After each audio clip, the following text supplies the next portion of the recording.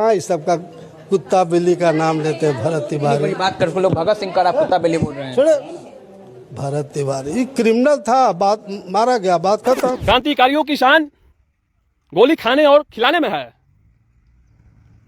फांसी के फंदे पे लटक जाने में है, समझा? क्रिमिनल या भगत सिंह, कौन था भरत भूषण तिवारी जिसके एनकाउंटर ने पूरे देश को हिलाकर रख दिया है? बिहार के भोजपुर जिले में बिलोटी गांव का एक घर जिसकी दीवारों पर प्लास्टर भी नहीं है। इस घर में रहता था 28 साल का लड़का भरत भूषण तिवारी। अरे तोरा बेटा मरी रे हरामी, तोरा के तोर बेटा मरी।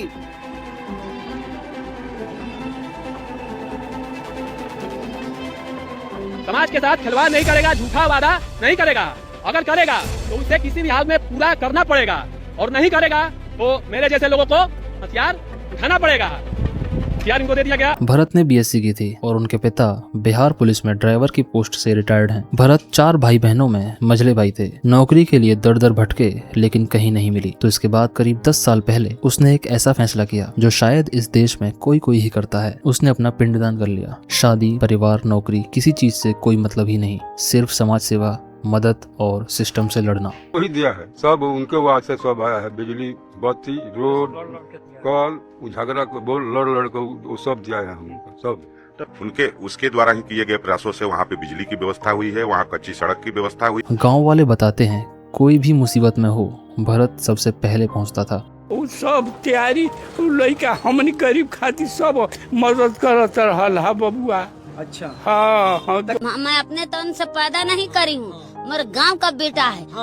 तो बेटा हुआ, क्योंकि आप लोग का मदद करता था। बहुत ज्यादा, बेटा से बढ़ के बेटा है। जो पैदा हुआ ना वो उतना नहीं करेगा। डीएम साहब ने अवार्ड दिया था, उसे एसएसपी ने सराहा था, लेकिन यही आदमी 17 जून 2026 को एनकाउंटर में मार दिया जाता है। और जिस तरह मारा वो सवाल आज भी जिंदा है। इस पूरी कहानी की शुरुआत एक बाढ़ से होती है। पिछले साल 2025 में जवनिया गांव, जो पूरा गंगा के किनारे बसा हुआ है, यहाँ की मिट्टी ऐसी है कि पानी से वो धंस जाती है, फट जाती है। और जब बाढ़ आती है तो बाढ़ नहीं आती, गंगा सब कुछ धोती हुई निकल जाती है। पिछले साल जब बाढ़ आई 300 से ज्यादा घर बह गए। जिस स्कूल में 1500 बच्चे पढ़ते थे वो पूरा बह गया। अब वो बच्चे 8 किलोमीटर दूर किसी दूसरे स्कूल में पढ़ने जाते हैं। 300 बीघा खेत डिस्ट्रॉय हो गए। हजारों परिवारों को माइग्रेट होना पड़ा। अपना घर और जमीन छोड़कर जाना आसान नहीं होता। लोगों की डिमांड बहुत बेसिक थी, जो घर बचे हैं उनको प्रोटेक्शन दो, सड़क बनवा दो, थोड़ा कंस्ट्रक्शन करवा दो। तो पिछले साल स्टेट वाटर डिपार्टमेंट ने 52 करोड़ रुपए एंटी इरोजन प्रोजेक्ट के नाम पर डिक्लेयर किए। थोड़ा बहुत डेवलपमेंट हुआ, उसके बाद कुछ नहीं। उल्टा एक वीडियो है जिसमें एडमिनिस्ट्रेशन के कुछ अधिकारी खुद इन लोगों को धमकी दे रहे हैं कि जगह खाली करो, नहीं तो जेसीबी लगाकर हटा दिया जाएगा। अधिकारी जाके लोगों को धमकाया गया है कि आप सभी जल्द से जल्द बांध को जो उस क्षेत्र में जवनिया गांव है खाली करें, नहीं तो क्या लगा के जेसीबी लगा के उसको फंसा दिया जाएगा। कैसे फंसा दिया जाएगा? कैसे भाषा दे तो फंसा के दिखाओ, तो उसके बाद मैं क्या करता हूँ। भरत यही बेसिक नेसेसिटी के लिए अपील कर रहा था। अलग अलग दफ्तरों में जाकर बात करता था, और जब बात नहीं बनी तो भरत ने वीडियोस के जरिए लोगों को जागरूक करना शुरू किया कि फेक डेवलपमेंट के नाम पर ये जो स्कैम हो रहा है उसे एक्सपोज करना शुरू किया। और यहीं से भरत के पीछे पुलिस लग गई। इसके कुछ ही दिनों बाद पुलिस की पहली विजिट होती है भरत के घर। 15 जून सोमवार सुबह 9 बजे शाहपुर थाने के अधिकारी अपनी टीम के साथ भरत के घर पहुंचते हैं। किसी ने कंप्लेंट की थी भरत के पास इल्लीगल पिस्तौल है। भरत घर पर नहीं मिला, पुलिस वापस लौट गई। उसी दिन दोपहर 12 बजे पुलिस दोबारा जाती है। भरत से थाने चलने को कहा जाता है, लेकिन भरत नहीं गया। 16 जून मंगलवार तीसरी बार पुलिस भरत के घर पहुंची, और इस बार भरत के हाथ में एक तमंचा था। पिस्टल दिखाता है साला। जाना हिम्मत है तो जाके बदमाश के क्रिमिनल के पकड़ो ना। है क्षमता, मार देगा, ठोक देगा वहीं पे। यहाँ एक मोमेंट के लिए रुको। पुलिस 3 बार आ चुकी है और तीसरी बार आदमी के हाथ में हथियार था। पुलिस बैठकर बात करती है। फेसबुक लाइव चलता रहा और हजारों लोग देख भी रहे थे। पुलिस 4 घंटे बात करने के बाद उठकर चल देती है बिना हथियार लिए।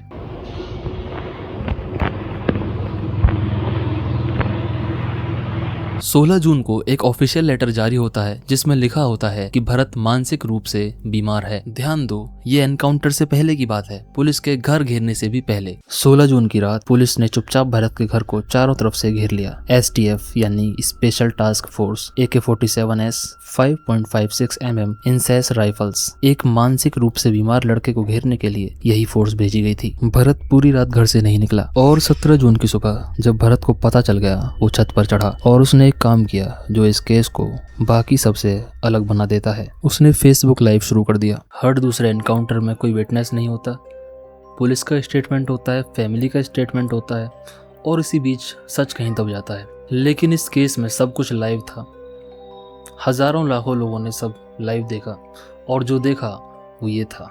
भरत ने हाथ में पिस्तौल लिया, पुलिस को ललकारा, कहा मुझे डीएम साहब से बात करनी है, जिसके पास डिसीजन लेने का अधिकार हो उसे बुलाओ। कुछ राउंड्स हवा में फायर किए। फिर पुलिस के कुछ एश्योरेंस के बाद भरत ने कहा जब मांगे पूरी होने की संभावना दिख रही है तो हथियार रखने में कोई समस्या नहीं, और उसने पिस्तौल जमीन पर फेंक दी। कैमरे पर लाइव पिस्तौल उससे दूर जा गिरी पुलिस के पास। एक पुलिस वाला उसे उठाने के लिए दौड़ा भी और तभी फेसबुक लाइव बंद हो गया। अगले कुछ सेकंड्स में गोलियों की आवाजें आई। पुलिस का स्टेटमेंट था, उसने पिस्तौल उठाई और दोबारा फायर किया। हमने सेल्फ डिफेंस में जवाब दिया, लेकिन इस स्टेटमेंट का एक ही प्रॉब्लम था, पिस्तौल भरत से दूर थी, पुलिस के पास थी। और इससे भी बड़ी बात, भोजपुर पुलिस ने तुरंत एक प्रेस रिलीज जारी की जिसमें यही कहा गया कि उसने फायर किया इसलिए हमने गोली मारी, और कुछ ही देर में वो प्रेस रिलीज डिलीट कर दी गई। अब सवाल है क्यों, और जवाब है क्योंकि फेसबुक लाइव की रिकॉर्डिंग मौजूद थी। इसी के साथ मांगे पूरी होने का संभावना अब दिख रहा है और समाज में और देश में बदलाव आने का भी संभावना देख रहा है यहीं से। तो चलिए हथियार रख दिया जाता है, लीजिए, भरोसा कीजिए। फालतू बोलेगा रे, क्या रख रहे साला, तब लीजिए, फेंक दे, रुकिए, लीजिए, हथियार इनको दे दिया गया और जिसमें साफ दिख रहा था भरत ने हथियार फेंक दिया था। अब यहाँ एक बात जो शायद सबसे ज्यादा डिस्टर्बिंग है, भरत के पैरों में 4 गोलियां मारी गईं, वेस्ट के नीचे दोनों पैरों में। पुलिस का पहला एंगल था हमने सिर्फ पैर में मारा, जैसे कि ये ह्यूमैनिटी का प्रूफ हो। लेकिन सोचो एक सेकंड, एसटीएफ के पास उस वक्त AK-47 थी, इंसेस राइफल्स थी, क्लोज रेंज था। अगर सच में सिर्फ काबू करना था, एक गोली काफी थी। 4 क्यों? क्योंकि एक नॉर्मल ह्यूमन बॉडी में 5 से 5.5 लीटर ब्लड होता है। दोनों पैरों में 4 gun shot wounds major blood vessels को डैमेज करते हैं, और जब तक उसे पहले लोकल हॉस्पिटल लेकर गए ब्लड बहता रहा। हॉस्पिटल ने कहा हमारे बस का नहीं, पटना ले जाओ। पटना करीब 90 किलोमीटर दूर था। आपको क्या लगता है, ये कोई कोइंसिडेंस था या फिर पुलिस को पता था कि इस हॉस्पिटल में इलाज नहीं होगा और 90 किलोमीटर के सफर में इसे बचाने की नौबत ही नहीं रहेगी? पटना पहुंचते पहुंचते बहुत देर हो चुकी थी। PMCH में डॉक्टर्स ने बताया मेजर वेस्कुलर इंजरी थी, ब्लड प्रेशर नहीं मिल रहा था, शॉक में था। जिसको पैर में और एब्डोमेन के नीचे वाले हिस्से में गोली लगा हुआ था।